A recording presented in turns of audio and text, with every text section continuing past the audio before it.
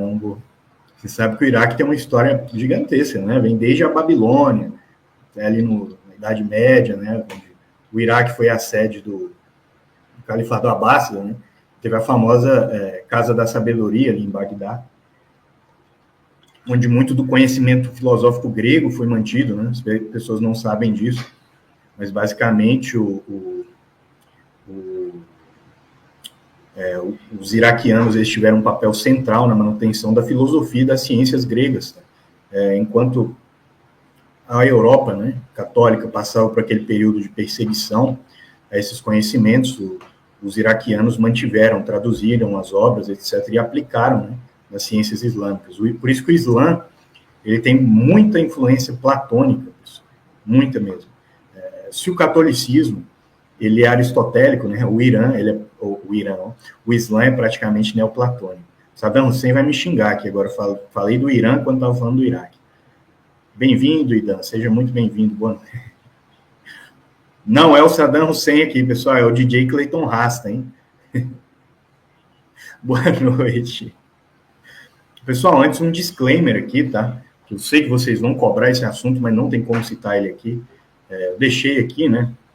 Vocês, isso aqui são as milícias, tá? As milícias... Opa, peraí. As milícias de mobilização popular do Iraque. Aqui vocês podem ver que são muitas milícias, tá?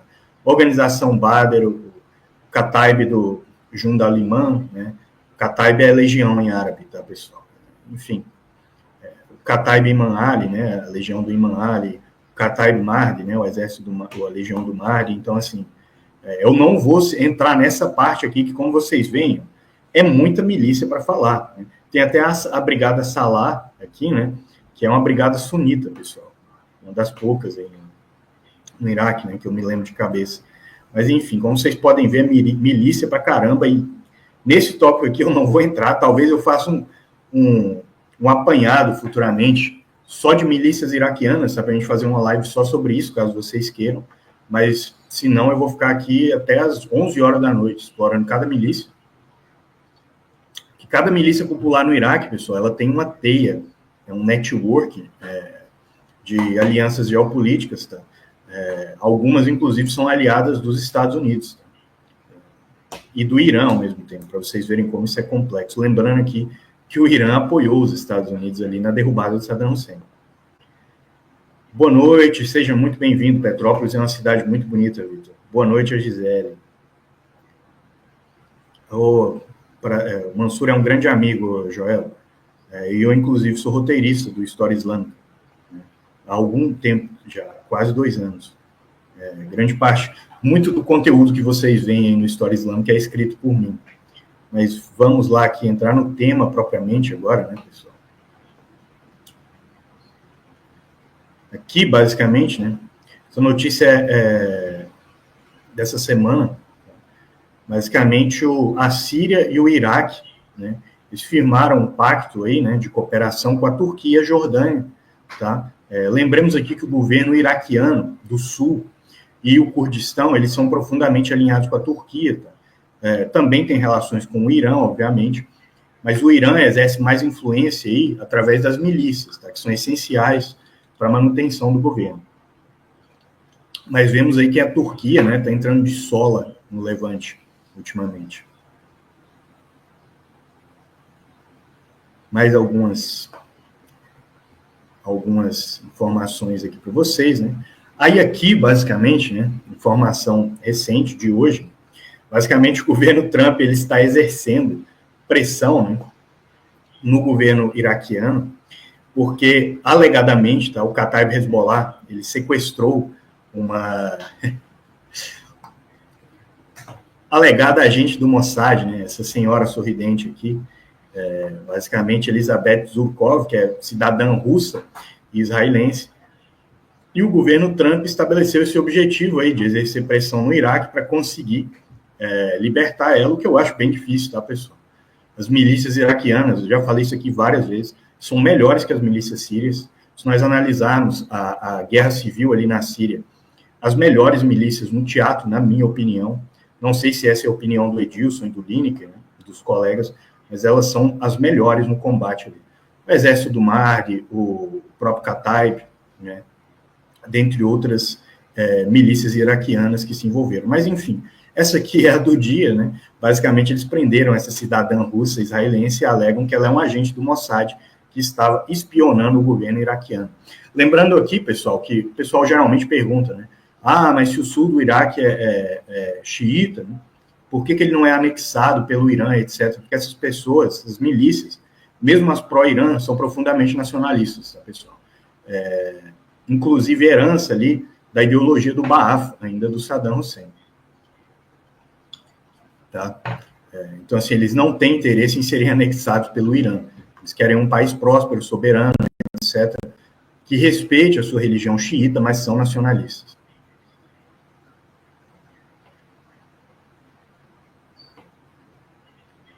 Isso aí, Saddam Hussein. Vemos aqui que conta para nós aí do alcorão de sangue que você fez, das pedras sufis que você mantinha lá para se proteger.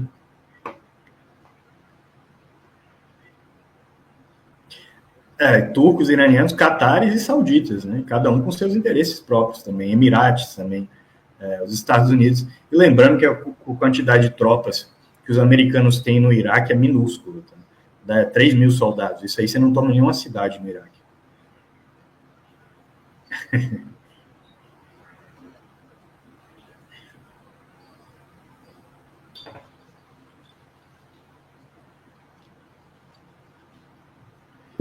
Acredito que não, porque existe um grande processo, como nós vamos ver aqui, o Felipe, o Iraque, ele está no mesmo processo de pacificação que eu citei a Líbia aqui recentemente. Tá? Obviamente que aqui as coisas vão chegar aqui na mídia brasileira só quando o Iraque estiver muito, muito pacificado, mas possibilidade de guerra no Iraque hoje é baixíssima, porque também o Iraque, tá? Ele é, digamos assim, uma linha vermelha, como o Lineker falou, vou pegar emprestado aqui o termo dele, tanto para a Turquia quanto para o Irã. Então, né? Boa noite, o Aleikum Salam, Elizabeth, seja muito bem-vinda. E aqui, né? Vamos aqui para mais uma notícia. Basicamente, a Turquia, o Kurdistão e o Iraque querem que retorne, tá, a produção de petróleo, a exportação de petróleo do Kurdistão e do Iraque pela via turca. Os franceses, né? Sempre falamos aqui de Oriente Médio, às vezes vocês percebem que os franceses, em certas situações, são um problema maior do que os americanos, né? Os franceses não querem julgaram ilegal, tá, essa exportação de petróleo aí, mas todos os atores envolvidos querem, e o Trump quer que ela retome também, por incrível que pareça, pelos motivos que eu já falei aqui, apesar dessa situação com a gente do Mossad aí, que o Kataib Hezbollah prendeu, poder espezinhar um pouco as coisas. Mas, enfim, acho bem difícil que se segure essa situação, até porque, digamos que a Turquia e o Catar têm um poder de pressão grande sobre os Estados Unidos, por incrível que pareça. Principalmente depois da guerra entre Rússia e Ucrânia. Goste ou não, a Turquia serve como uma espécie de fiel da balança. Abri mais algumas notícias aqui, né, pessoal, antes de voltar a interagir com vocês, só para eu não me perder aqui nas minhas anotações.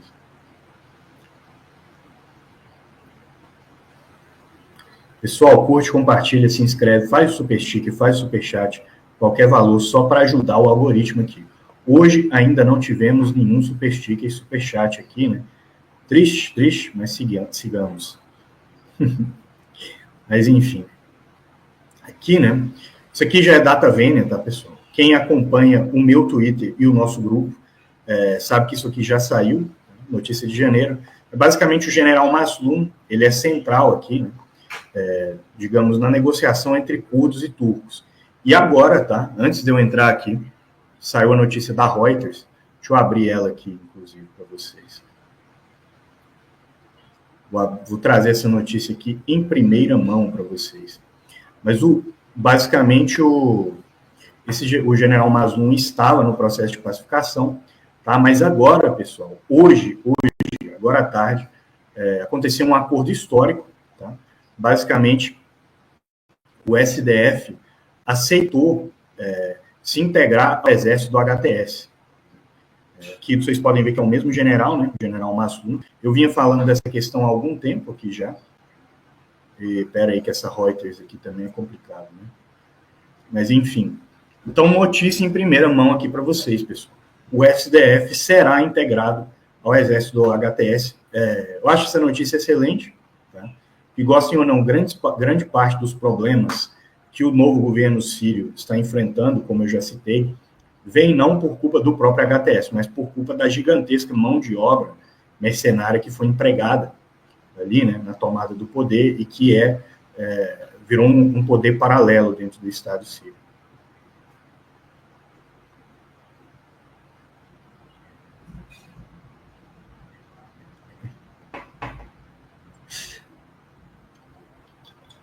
Vai ser. Você acha que ia ficar bom aqui, ou Saddam Hussein, decoração aqui atrás, ao corão de sangue?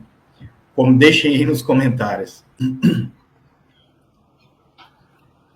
Não são só essas, não. O Exército do Mar é até melhor do que o Churrada, que você mencionou, e o Al-Nujaba, né?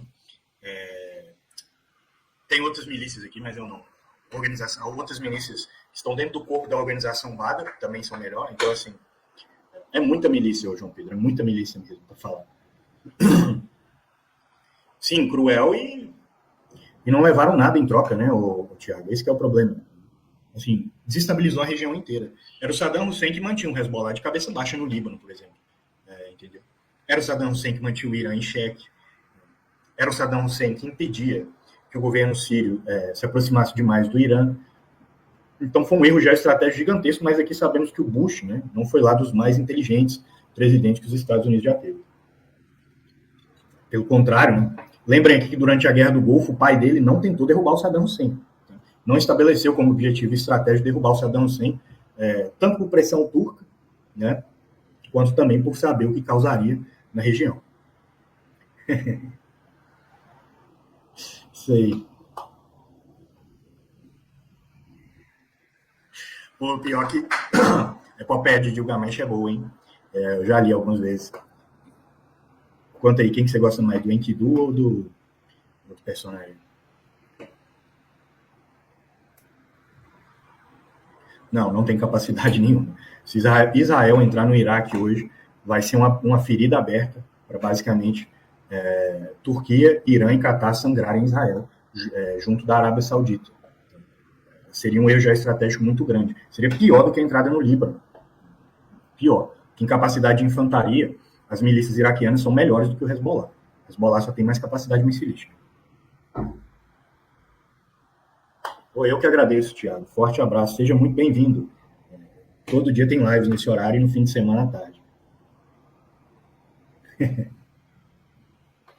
Quem vai mandar um busto do Saddam Hussein para colocar aqui atrás, hein? Esse pessoal é os... Não, pode tentar, mas hoje é muito difícil, porque como eu falei, o Iraque é a linha vermelha de muita gente, o Felipe. Pelo contrário, que pode acontecer uma integração maior entre Irã, Turquia e Catar, do que já há. Tá? Assim.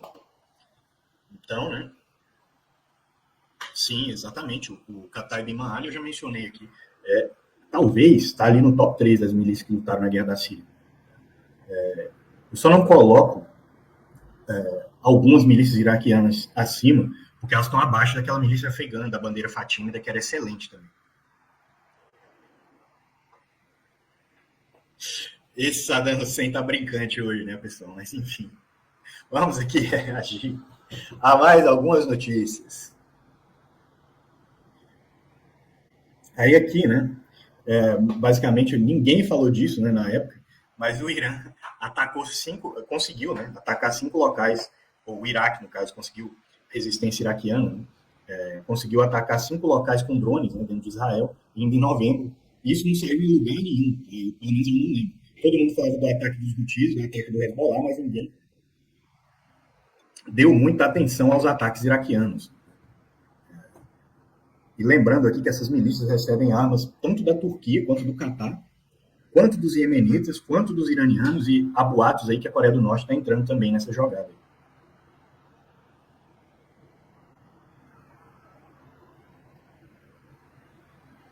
Aí aqui, né, de outubro, essa aqui eu tive que trazer porque mostra assim como a parte da elite saudita tem, não, assim, por isso que basicamente Turquia, Catar e Irã nadam de braçada aí.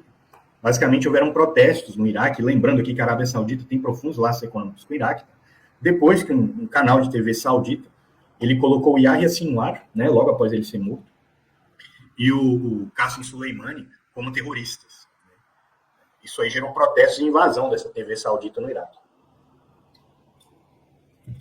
Por isso que quando nós falamos em atuação geoestratégica aqui, pessoal, nós sempre damos muita ênfase no Catar, na Turquia e no Irã, né? Porque os outros atores aí, os Emirados estão aprendendo, mas os outros atores aí, eles parecem que jogam de mão amarrada. Sim, tá. Na verdade, o Chico Xavier estava aqui dia desse, o Sadão Sen, ele falou que é ele que está sumonando vocês aqui pra lá.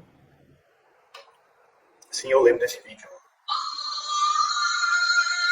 Ai, pessoal, deu o azar aqui da oração, que eu farei depois do final da live. Ah, sim. Isso é muito bem informado. É, aquele capacete era engraçado. É engraçado, sabe, que a guerra Irã-Iraque, ela foi basicamente uma guerra entre dois exércitos com armamento da Segunda Guerra Mundial. A influência, a projeção de poder, laços econômicos, entendeu? A questão é que a Coreia do Norte não é nenhuma galinha morta. A Coreia do Norte tem mais capacidade de produção de eletrônicos, por exemplo, que o Brasil, entendeu? E está se criando digamos assim, um ciclo que onde tem milícia financiada pelo Irã, a Coreia do Norte está entrando. Eu já mencionei aqui para vocês dos Houthis, né? Há boatos aí da Coreia do Norte tentando uma aproximação com o Hezbollah, então muito provavelmente a Coreia do Norte vai passar a jogar esse jogo aí também, né? Como um ator pesado, porque a Coreia do Norte não tem, tá? Os norte-coreanos não têm certas linhas vermelhas que o Irã tem, questão de repasse de armamento, de cuidado, etc. A Madeleine Albright, você está falando? Aquela lá está no colo de Shaitan, né, o Saddam Hussein. Boa noite, Ivaldo. Já é, né, o Ivaldo? Já é. A Coreia do Norte tem um poder gigantesco de desequilibrar o jogo no Sudeste Asiático, entendeu? Lembremos aqui que Singapura, até 2017, tinha uma cooperação profunda com a Coreia do Norte. Todo mundo vê Singapura como um aliado geoestratégico profundamente ocidental, mas não. Hoje os laços estão meio queimados aí depois do governo Trump, mas eles ainda mantêm contatos de back-channel.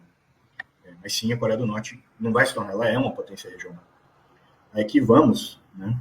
Algumas informações aqui, trazer agora mostrar para vocês como o Iraque está se estabilizando. Aqui, ó, o Iraque tem um montante de 55 bilhões, tá, de comércio com a China.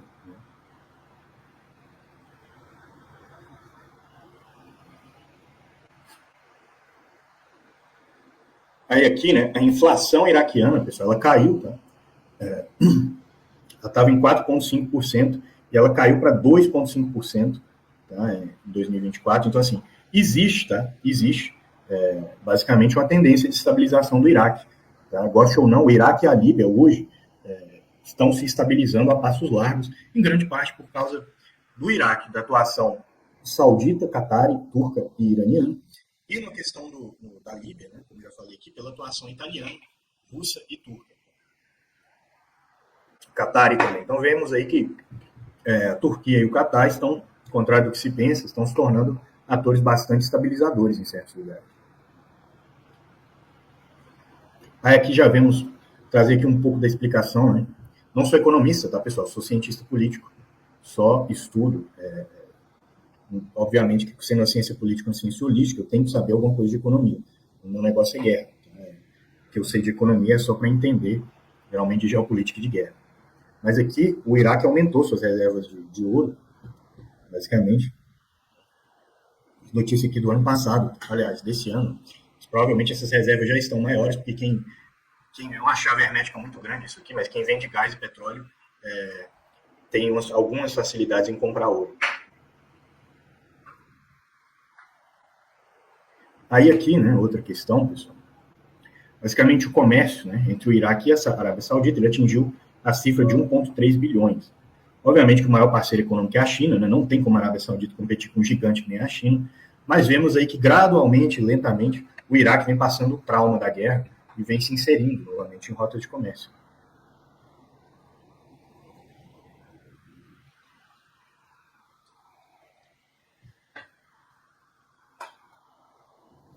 Foi semana passada, eu acompanhei. Alguém foi demitido aí, né? Não, com certeza que é. Você pode ver que sempre que estoura uma guerra nova, primeiras coisas que eu faço, aliás, perdão, a primeira coisa que eu faço é estudar os interesses econômicos e trazer para vocês.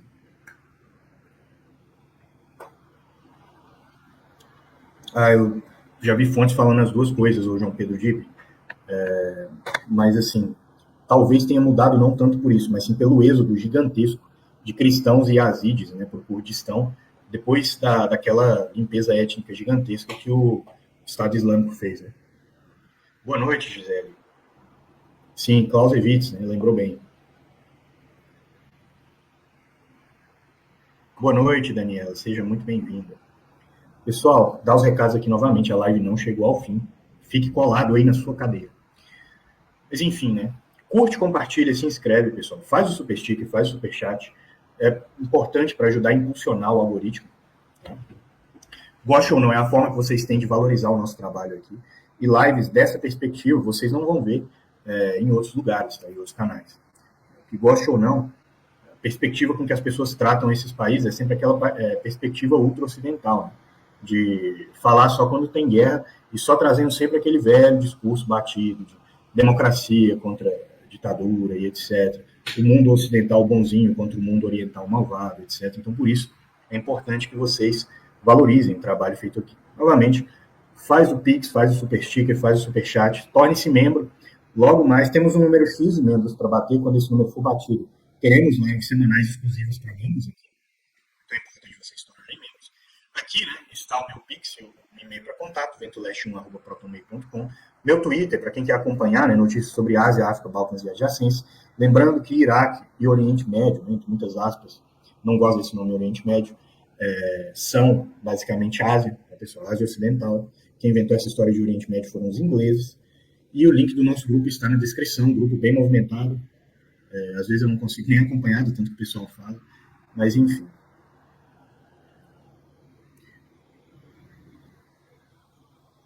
Sim, estereótipo, estereótipo. Aquela ideia do choque de civilizações, né, que o Huntington inventou. Huntington, pessoal, para quem não sabe, né, foi um cientista político norte-americano que ele inventou uma ideia estapafúrdia, né, que nunca existiu em lugar nenhum, mas que existe na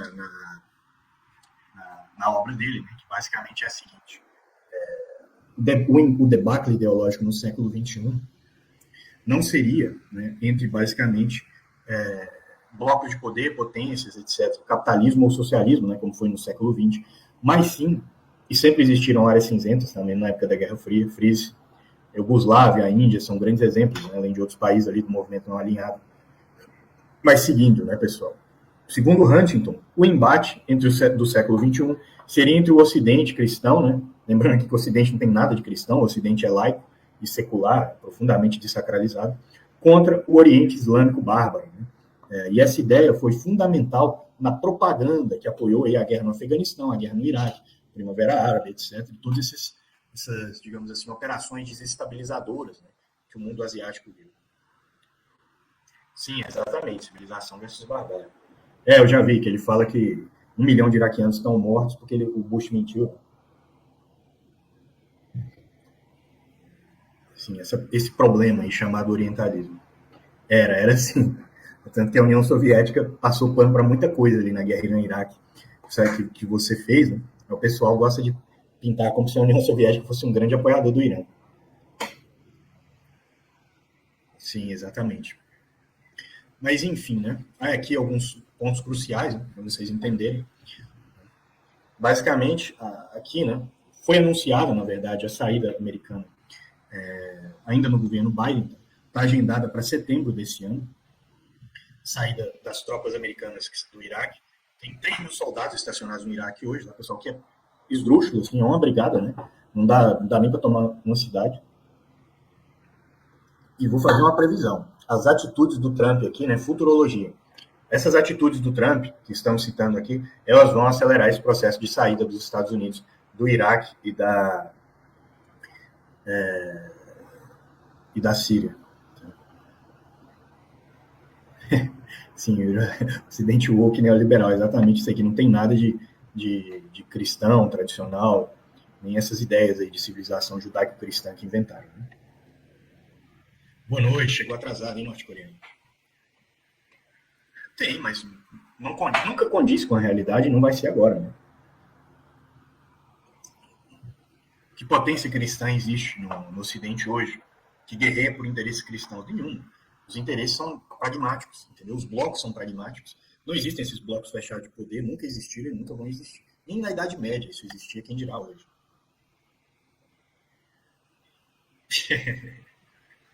Eles chamam de pequeno Satã até hoje. Né? Aí aqui, né, outra notícia interessante, pessoal, que vem no esteio dessa estabilização iraquiana. Né? Com mais o país se estabilize, pessoal, mais atores estrangeiros vão voltar para ele. Notícia de ontem, de outro general, outro jornal iraquiano. Eu acompanho diariamente jornais de alguns países, tá, pessoal? Exatamente para trazer essas reportagens novas aqui para vocês. Mas a Suécia quer reabrir sua embaixada no Iraque. Por quê? Porque conforme o teatro de operações ali se estabiliza, conforme atentados deixam de ocorrer, a guerra esfria, etc., fica atraente para esses países levarem seu capital para lá, até porque gostem ou não, o Iraque tem uma população grande, né, pessoal? Tem assim, digamos, uma população como consumidora grande para os bens da Suécia, e ao mesmo tempo, né, tem muitos recursos naturais a serem explorados.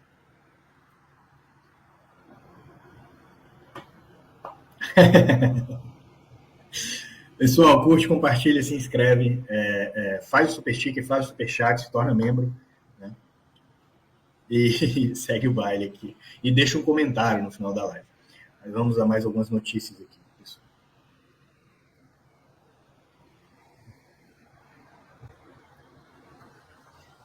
Aí aqui vem no esteio da estabilização iraquiana, pessoal.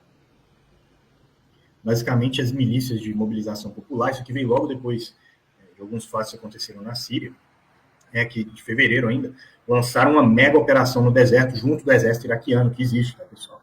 Para vocês verem que essas milícias também, elas têm um papel crucial, elas vão acabar em longo prazo sendo inseridas nesse novo exército iraquiano, só a postura diplomática que tem que ser feita. Mas, basicamente, elas são um fator estabilizador, goste ou não. Contrário do que se diz, só que são contra Israel, falam que é um fator desestabilizador, mas não é. Essas milícias, não fossem elas, inclusive, muito mais civis teriam morrido na guerra ao terror aí. Principalmente depois que o Estado Islâmico apareceu.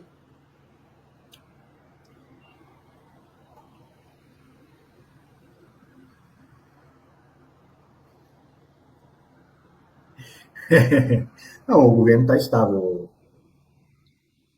Inclusive, está havendo uma inserção gigantesca, maior ainda, no esteio desses acordos econômicos, da estabilização, dos laços com Turquia, Catar, né, Arábia Saudita, etc., entre o Kurdistão iraquiano e o governo do Sul. Acho que a tendência aí é os dois se alinharem cada vez mais, ao contrário do que se pensa.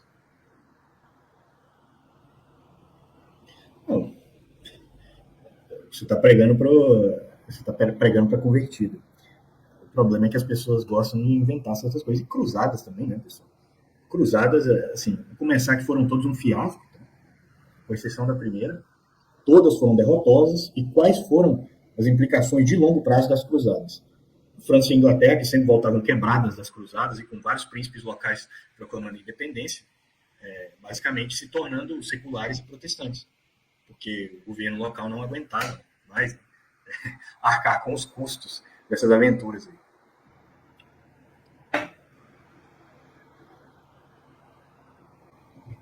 É mantido pelos americanos. É mantido por americanos, turcos, catares, na verdade, salvo engano, posso estar errado, mas é uma coalizão que financia. Tá? Só que o governo iraquiano, o Felipe, ele está vindo para um ponto de virada de chave em que ele está se tornando autossustentável. Tem alguns, né? O problema é que, desde a sua derrubada, Daesh ele teve que sobreviver no underground. Tem figuras baratistas, sim, só que elas estão em outros partidos. Que goste ou não, Também, né, falemos que os Estados Unidos e a coalizão ocidental não temem nada mais do que o bom e velho nacionalismo. E aqui, né, outra informação interessante, né, basicamente, o Kurdistão, tá, o governo do sul do Iraque e a Turquia estão criando um consórcio, né, ali para uma guarda de fronteira conjunta, exatamente no esteio dessa integração e dessa estabilização do Iraque, né, pessoal?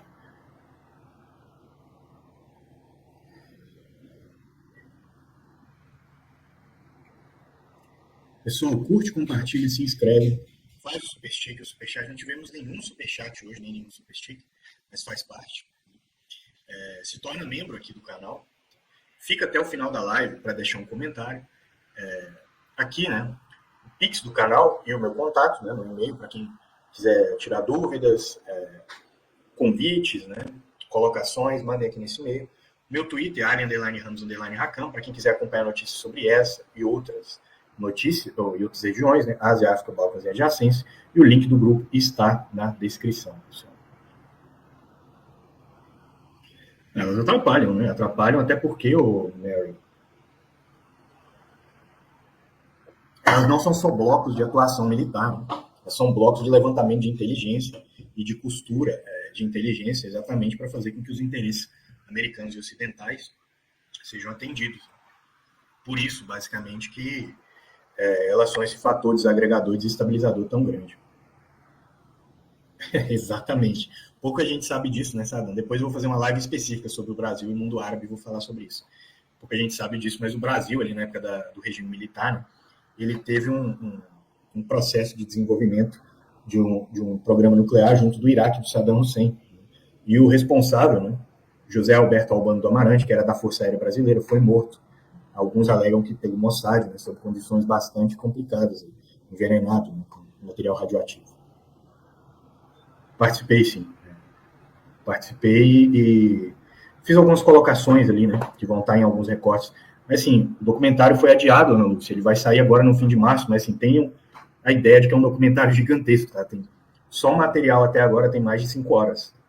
Na verdade, mais de 4 horas. Então, vai ser, assim, uma refutação de cabo a rabo, né, do que foi falado naquele pseudo-documentário lá do pessoal, né, que só fez um documentário só para falar mal da religião islâmica e do povo palestino. Pessoal, sim, exatamente, o Sigma Soul. Ele que mantinha. Basta ver o que virou o Oriente Médio depois da morte dele. Ele jogava muito bem esse jogo, inclusive. Ele sabia, tá? Sabia desse papel que ele desempenhava e ele não pendia muito nem para um lado nem para o outro. O maior fator desestabilizador do Oriente Médio foi a queda do regime Baaf e do Saddam Hussein no Iraque. Tá? Isso é inegável, inegável. Porque ele era o fiel da balança ali. Basta ver que depois o Oriente Médio inteiro, as milícias pró-iranianas pipocaram em todos os cantos. E lembremos aqui também que o governo israelense fez um lobby gigantesco para a derrubada do Saddam Hussein, tá? E causou problemas para si mesmo, porque basicamente era o Saddam que mantinha o Hezbollah de cabeça baixa no Líbano. Era o Saddam que não permitia que o Irã entrasse de sola na Síria, né, entre outras coisas. Mas que essa desunião, o Jefferson, ela tem mais a ver com atuação estrangeira, né, do que qualquer outra coisa. Assim, não podemos cair aqui no viés do orientalismo, né, de achar que todos os povos ali são a mesma coisa. É uma região diversa, riquíssima em cultura, história, etc. E assim, não dá para inventar que todos os povos ali são a mesma coisa, tem a mesma cultura que não tem. O árabe falado por um iraquiano é diferente do árabe falado por um jordaniano, por exemplo. Entendeu? Sim, vou sim. Apareci como cientista político, que é a minha formação. Sou graduado em ciência política e filosofia. Né? Todos nós, todos nós.